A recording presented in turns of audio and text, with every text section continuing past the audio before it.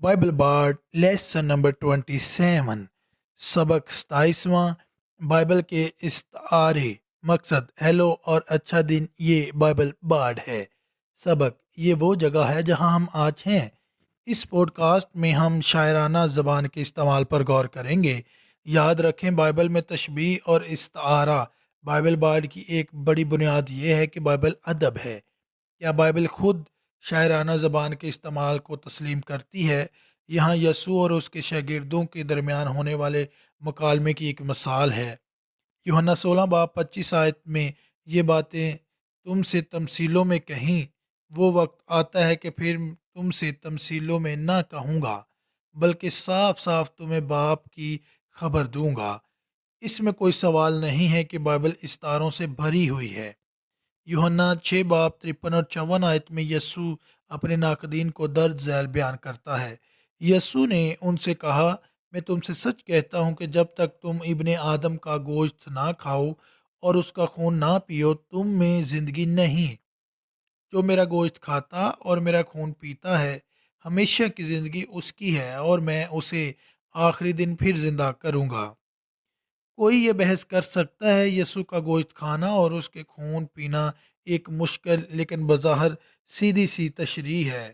یسوع نے اپنے خون اور جسم کے بارے میں ایک اور جگہ بات کی ہے جو کہ لوکا 22 باب 19 اور 20 آیت میں لکھا ہے۔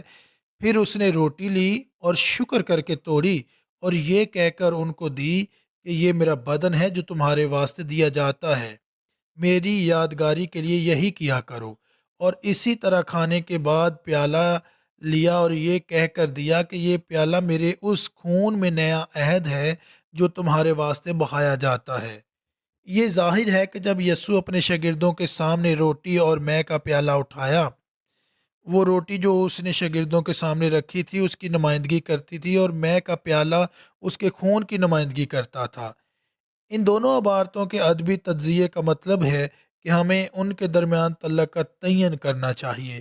کیا ہم یوحنا کے حوالے سے لفظی تجزیہ کر کے یہ ثابت کر سکتے ہیں کہ یسوع کا لفظی مطلب یہ ہے کہ اس کے ایمانداروں کو ابدی زندگی حاصل کرنے کے لیے جسمانی طور پر اس کے جسم کو کھانا چاہیے اور اس کا خون پینا چاہیے؟ نیز کیا یوحنا اس بات کو متاثر کرتا ہے جسے ہم لوکا کے متن کو سمجھتے ہیں، یا یہ اس کے برعکس ہے؟ تاہم سیاق و سباق سے پتہ چلتا ہے کہ لوکا میں گزرنا یہودیوں کے اپنے تاریخی واقعہ پاس اوور کے جشن کے دوران ہوتا ہے۔ اس رات کی خدمت کے دوران لوکا میں بیان کیا گیا ہے کہ یسوع ایک قدیم یادگاری خدمت کو تبدیل کر رہا ہے جو یہودی فصح کی تقریب کو یاد کرتا ہے۔ آئیڈیالوجیز کئی غلطیاں کرتے ہیں، اکثر یا تو متن کے لفظی معنی سے آگے بڑھ کر اس میں اضافہ کرتے ہیں یا اس سے سادہ معنی نکال دیتے ہیں، یا وہ سیاق و سباق کا لحاظ نہیں کرتے ہیں۔ اکثر ایسی وضاحتیں فراہم کرنا پسند کرتے ہیں جنہیں وہ راز کے طور پر بیان کرتے ہیں اور یہ دعویٰ کرتے ہیں کہ بائبل کی تشریح کرنے کا اختیار صرف انہیں ہے۔